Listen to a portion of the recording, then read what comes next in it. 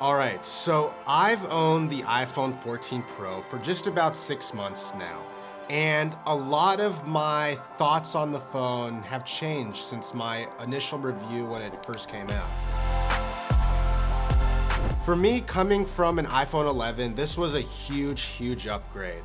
But in my opinion, if you have a 12 Pro or anything lower than that, this is an upgrade for you. But if you have a 13 or 13 Pro, I don't think this is much of an upgrade. There's some things that I really fell in love with when it came out. I loved for like the first week, but over some time have really kind of turned into a normal piece of the iPhone. And I'm gonna go into some of the pros and cons of this phone. So if you're new to my channel, make sure you hit that like button, hit that subscribe button. I upload 2 videos a week, a short every Wednesday, and a long form video every Sunday. So first things first, the biggest upgrade with this phone, it was kind of what they really honed in on in the keynote of this phone and what the main new hardware and basically software feature of this phone is the dynamic island. And right away, I was a huge fan of the dynamic island. When I heard about it, when I saw it for the first time, I thought it was quote unquote revolutionary. And I thought it would change the iPhone forever. And it has, but I have some thoughts on it. So the first thing is, I don't think I could go back to having a notch. I've really just gotten used to the dynamic island, but it seems like the first generation of the dynamic island, which it is. Other than using it to kind of change my song, use it for a timer, airdrop, and phone calls, that's really all it does and all it can do. And it's something that for the first week, month of having the phone, it was so cool to see, and you tried to use it every way possible. But as time has gone on and time's grown, I find it just as a piece of the phone. And in my opinion, it's missing a lot of things I wish it had. And I find myself going to the dynamic island to do things that it doesn't do yet.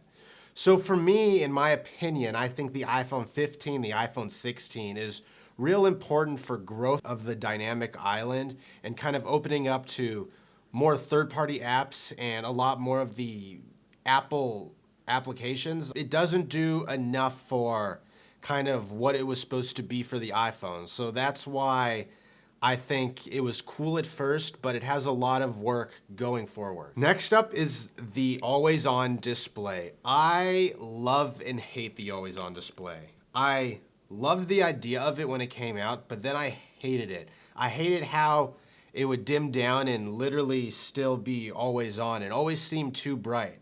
But after some time of getting used to it, after some time of turning it off, I really fell in love with it. And I really like the way you're able to show off your screen in a dynamic way of this always on display. And it's something that I've gotten real used to and I almost like now and don't see myself turning it off. So I think Apple really tested our boundaries with it, and ultimately I think they hit it out of the park with it. I still wish you could go into the settings and control a little bit more like the brightness you use when it dumps all the way down to 1 hertz. But overall, I really like the always on display and don't see myself going back. And that's one of the biggest things that I'm going back on from what I originally said in my original review.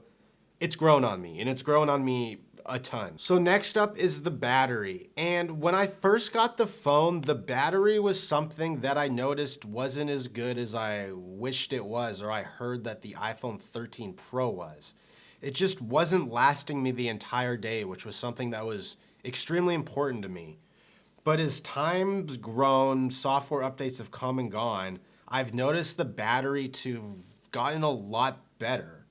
And I don't know if it's something with how they've used the always on display or what they've done with the battery, but now when I go to plug it in before I go to bed, I'm sometimes at even 20%, and it usually lasts me the entire day and some.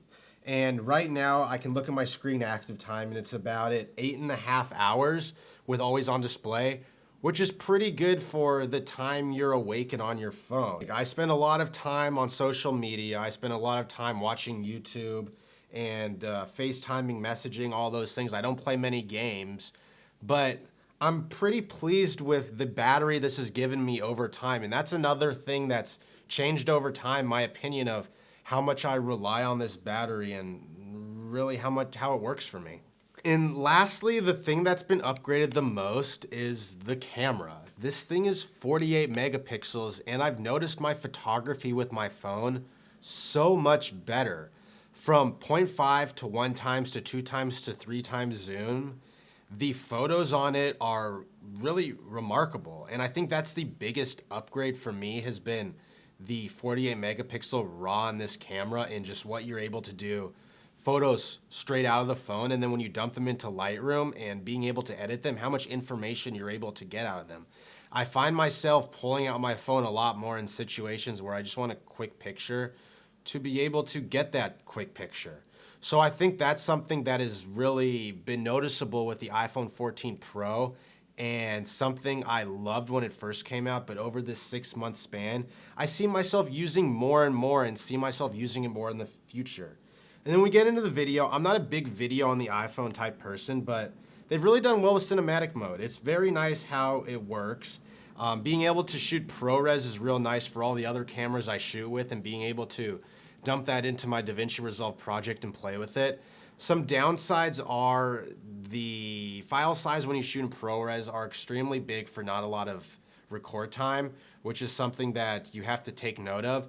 And they're extremely hard to color, but I think that has something to do with the HDR that these iPhones spit out and the codec of that. But with that being said, I think the main thing to notice with this phone, and this is like a whole different video by itself, is the main things I noticed is the update with iOS 16. The lock screen, the widgets, the notifications coming from the bottom, the messages, being able to edit and unsend messages in the live activities.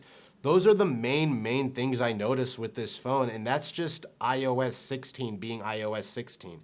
So that can be implemented in an iPhone 14, a 13 Pro, a 13. So if these little things that the 14 have that are important to you, then 100% upgrade. But other than that, I don't think it is much of an upgrade. But at the end of the day, I've had this phone for 6 months, and I am really pleased with it from what I upgraded from. And I can't wait to see what they do with the dynamic island going forward in future iOS updates and future iPhones. And at the end of the day, I'm a huge fan of what the jump was from the 13 Pro to the 14 Pro for me coming from the 11. So with that, make sure you hit that like button, hit that subscribe button so you don't miss a video. I upload twice a week, Wednesday a YouTube short, and Sunday a long form video. And until the next video, thanks for tuning in.